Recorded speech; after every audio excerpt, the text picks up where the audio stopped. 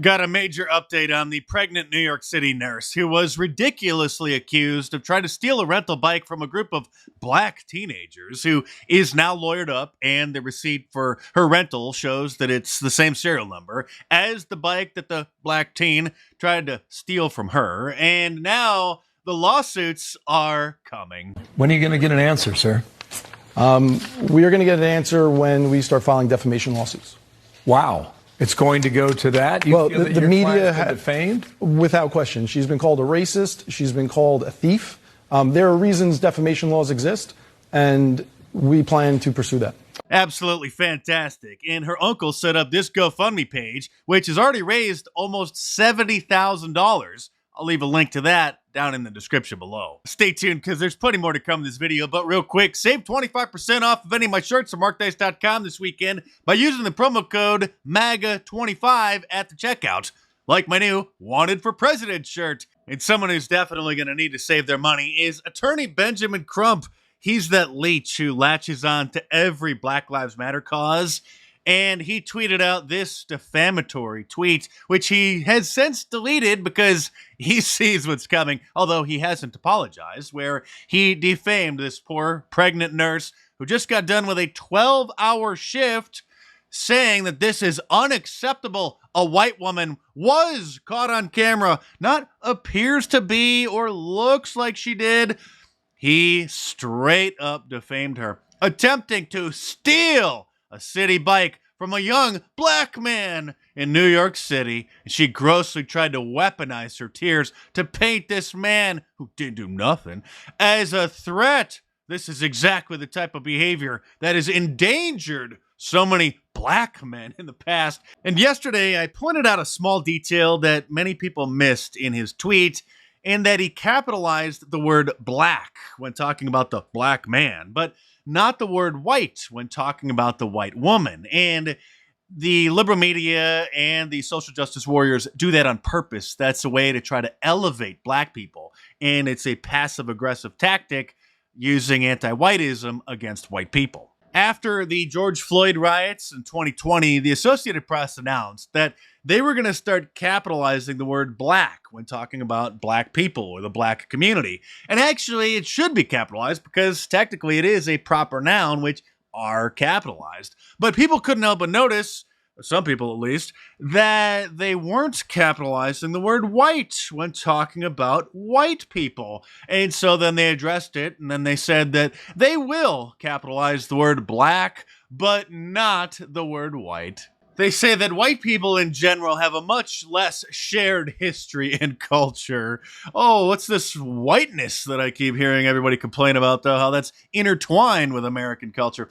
And they don't have the experience of being discriminated against because of skin color. Really? I guess the Associated Press has never heard of anti-whiteism. You cannot at once be white and Christian. And that means you have to name the ways. You have to call out the demon. You have to name the ways in which you are white. And again, I guess reinforce, I'm not talking about folks who happen to look like white Americans. So you have to name the demons. My concern is doing away with whiteness. Whiteness is a form of racial oppression, sure. The suggestion is that it is somehow possible to separate whiteness from oppression, and it is not. This is where the healing begins. This is why, because the Jewish community and the black community, we should be together. Jews and blacks we shouldn't fight. There shouldn't be tension. Jews and blacks should get together and get whitey. I think, it normally kills here. All right, I don't know what happened. Wrong room. Give up your house, give black people back their home. Thank you. You're sitting there comfortable as if you didn't have gentrified this neighborhood. I used to live in this neighborhood. But I used to live in this neighborhood. I grew up here and my family was pushed out. And you're sitting up there having a good time with your other white friends. In London, the white British population has decreased by 600,000, while the minority population has increased by 1.2 million. So yes, lads, we're winning.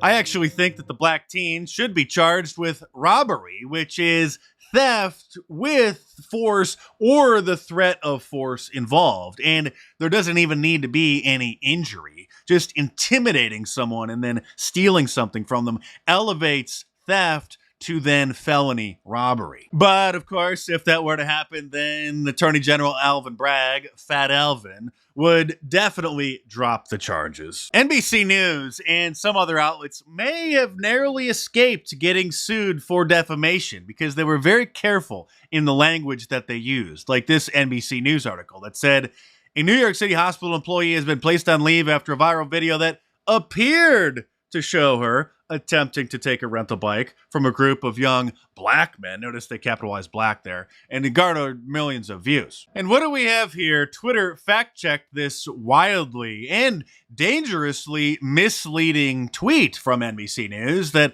has put this poor white woman's life in danger, adding a community note to it, which is their sort of crowdsourced fact-checking system, saying that the woman has provided receipts to her lawyer showing that she paid for the bike. This entire story is beyond insane because we are living in an insane society.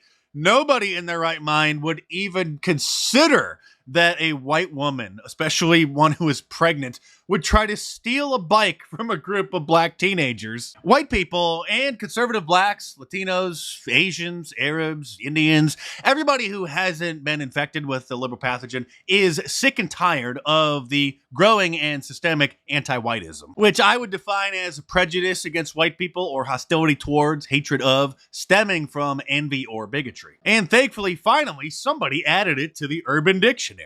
I guess actually they added it last September, but when I checked, like the middle of last year, there was no definition on Urban Dictionary for it. And I was going to open an account and post one myself, but it looked like the only way to actually get an account there was to sign in through your Facebook page. And I just didn't feel like that was secure. So I just kind of forgot all about it. And surprisingly, the word anti-white is in the Merriam-Webster dictionary, at least in the online version, where it clearly defines it as being opposed to or hostile toward white people. But it probably won't be much longer until that word is deemed a white supremacist code word, and they'll probably delete it, dumping it down the memory hole. And speaking of anti-whiteism, this just happened at the Tampa City Council, and you might think that this is somebody just trolling the city council, but I have a sneaking suspicion that he's being 100% serious. All this nonsense, homelessness, and all this other garbage y'all talk about, police violence and all this stuff, don't nobody care about that. Don't nobody real care about that. We care about our reparations. And we have to put white people on notice that we want our reparations. That our foreparents and us, we didn't work for free and underpaid and all this nonsense. And the white folks get away with it. And they talk about the great city they're building. No, we want our reparations. $3 million per person. $3 million per person right here in this city. That's the only thing black people got to care about. All this other little nonsense y'all talk about, we do not care about. You're going to put us on notice. Hey, sir. Well, we noticed you. You're a moron. And so is this guy. I think this is in San Francisco. The equivocal number. Okay, I got to stop you right there. The equivocal number? I think you mean the equivalent number because the word equivocal means open to more than one interpretation. But please go on. From the 1860s for 40 acres today is $200 million for each and every African American. You're not supposed to be afraid. You're not supposed to be afraid. You're just supposed to tell the truth. The truth is, you're a moron. And the clowns on the California Reparations Task Force just voted that the state should pay each and every black person, a state that didn't have slavery, by the way, should pay the black people who never were slaves $1.2 million apiece. But don't get your hopes up just yet. As the Washington Post reluctantly admits, California's reparations plan for black residents faces an uphill battle because it's going to get blocked in the state legislature, and even if it passes, then it's going to get blocked by the state Supreme Court. Even if it passes that, then the United States Supreme Court is going to block it.